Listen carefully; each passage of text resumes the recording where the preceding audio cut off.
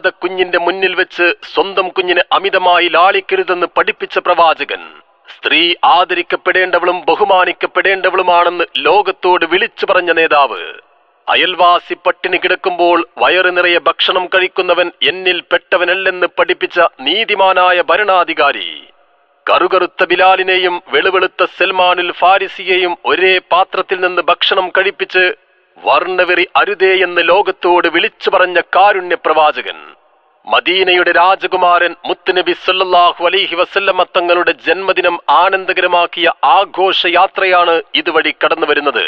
പ്രവാചക പ്രേമത്തിന്റെ തേനൂറുന്ന ഭാഷക്ക് ഇമ്പമാർന്ന ഈണം നൽകുന്ന കുഞ്ഞു കിടാങ്ങളുടെ ഗാനാലാപനത്തിന്റെയും മനോഹരമായ ദഫ്മുട്ടിന്റെയും അകമ്പടിയോട് അല്പസമയത്തിനകം ഘോഷയാത്ര ഇതുവഴി കടന്നു വരികയാണ്. ആശീർവദിക്കുക, അനുമോദിക്കുക, അനുമോദനത്തിന്റെ പൂച്ചെണ്ടുകൾ അർപ്പിക്കുക പ്രിയമുള്ളവരെ.